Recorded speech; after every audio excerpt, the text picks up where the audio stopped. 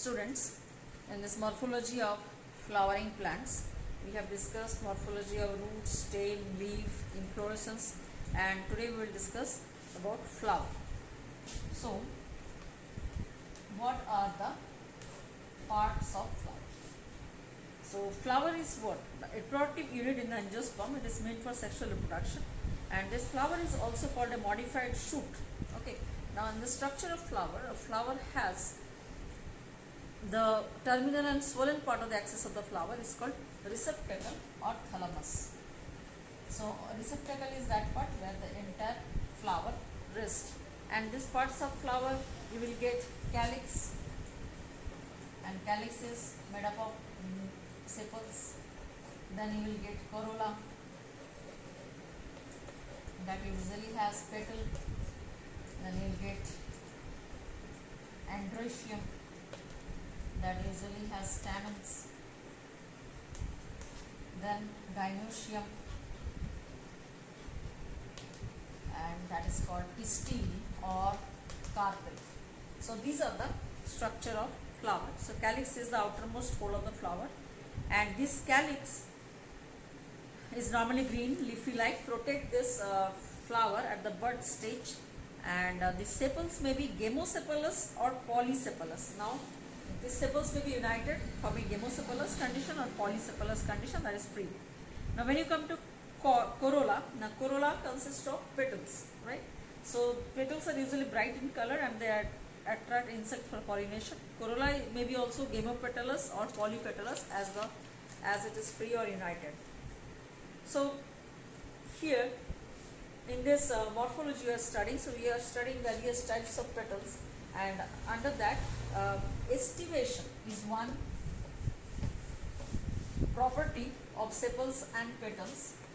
So what do you understand by estivation? Now what is estivation?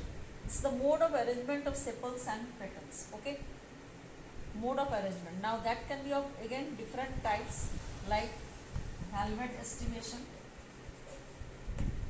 twisted estivation, then imbricate estivation, and vexillary estivation. So these are the types of estivation. Now valvate estivation is what? These petals are close to each other and do not overlap. So if you see the flower from the top, then you can see these are the petals which do not overlap. Okay, so that do not overlap. So this type of petals are there which do not overlap. And if you say gamosepalous condition, then you simply here join. If you join this, then it will show you the arrangement of gamo, either gamopetalous or gamosepalous. But if you make it free, then it is polysepalous or polypetalous. Otherwise, if there is no overlapping of sepals and petals, then it is called valvate. Now if you see twisted one, then there is a clear cut overlapping is there. So did you see the overlapping? So this way the overlapping, can you see this overlapping petals, and that may be again joint or maybe free. Okay, so next one is the imbricate, where the overlapping is there but one is inner, one is outer. So if you say one is inner, then there is the overlapping in this way. Overlapping is there. See, one is outer and one is inner, right? And vexillary estivation is normally seen in the boat-shaped flower, where a large vexillum is there, then two kills are there, and then this carina is there. So vexillary estivation is seen in boat-shaped flower, where the largest petal, that is the two lateral petals are there, and this estivation is called vexillary. This is called vexillum, this is skill, and this is carina, which is fused. Carina is fused. The next comes, this is estivations followed for petal as well as sepal. The next one is androecium. Now androecium is made up of stamens, right? Now these stamens, if the pollen grains are produced in this pollen sacs, and sterile stamen is called as staminode. If the stamen is sterile, then it is called as staminode. Now normally in androecium what happens? This is the anther, okay, and then a stalk is there, that is filament. Now this anther, fixation of anther is very important. So fixation of anther, that may be dorsifixed, that may be basifixed. So these are the two common types, dorsifixed, basifixed, and along with this we can also say the number of stamens. Like this is the number of one stamen, single stamen. So it may be like stamens sometimes attached to the petals, and that condition is called as apipetalous condition. So when the stamens are all grouped, then it is called monoadelphous condition, like in hibiscus it is seen. Similarly, if it is grouped into two, then that is 9 plus 1 arrangement, and 9 stamens are fused and 1 is free. So this is called diadelphous condition. Similarly, polyadelphous condition is also seen in citrus. So these are the different kinds of morphology seen in androecium, that is stamen. So basifixed, dorsifixed are also seen in fixation of stamens. Next you see if gynoecium.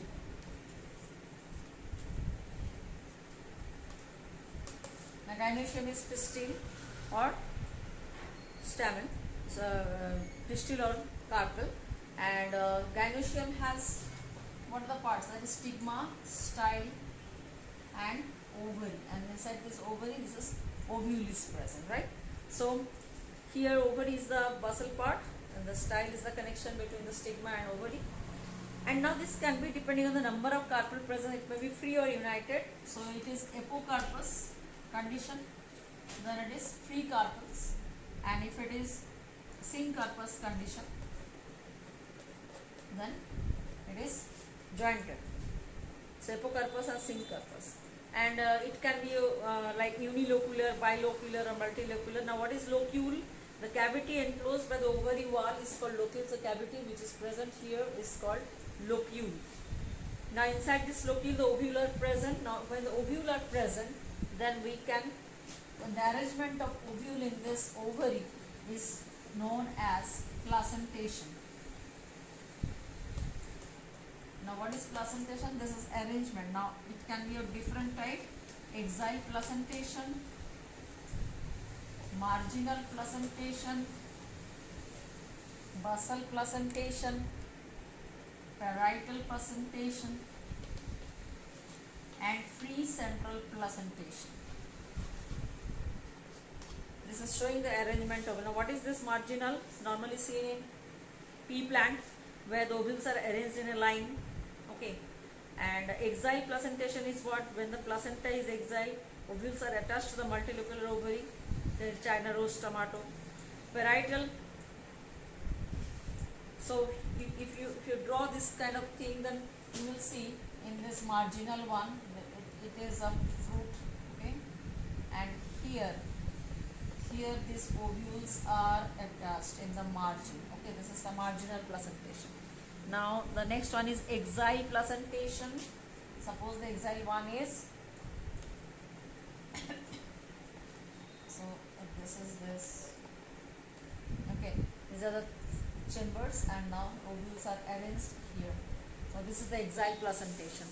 And now if you say basal placentation, where a single ovary and the single ovule is attached, that is the basal is seen in mango. And similarly, if you get parietal placentation, now this parietal placentation is seen in cucumber, that is the kira. Okay, cucumber is there, and here you can see from this side, this ovules are arranged. Okay, and if you see free central placentation, then free central placentation is in the middle, placenta is there, and then these are arranged like this. Ovules are arranged at the middle. So these are the types of placentation that we see. Now if you go to the next one, what are the different kinds of flowers based on the position of the thalamus and the relationship. If you see the flower from the top, then this can be like form of thalamus, you can say, forms of thalamus. Now that can be your hypogynous, then perigynous and epigynous. So these are the morphology of flowers that we are reading. Now hypogynous flower is what? The very simple one. That's the ovary at the top, and below the sepals, petals, all are from below the ovary. If this arrangement is there, then it is called hypogynous. And now if it is perigynous, perigynous is halfway covering, like this is the ovary. Okay, now here it goes like this, halfway covering. So all the so this is the condition. Now epigynous is totally inferior, where ovary is at the down and then the stigma, but the petals and sepals are arising from the above the ovary. So these are the three conditions where you can see. Now symmetry of a flower means what? What kind of symmetry you will get? As you have read in animal kingdom, bilateral symmetry, radial symmetry. Same way here you will get symmetry, actinomorphic and zygomorphic. Actinomorphic and zygomorphic, which is the symmetry of a flower. And actinomorphic, the flower can be divided into exactly equal halves by any vertical section like mustard and datura. And zygomorphic flower can be divided into two identical halves through only one particular verticulars, that is vertical plane. So here, and lots of symbols are used for different types of condition, which we'll discuss in the next class. So read NCERT, join tomorrow's class for doubt clearing and discussion. Thank you.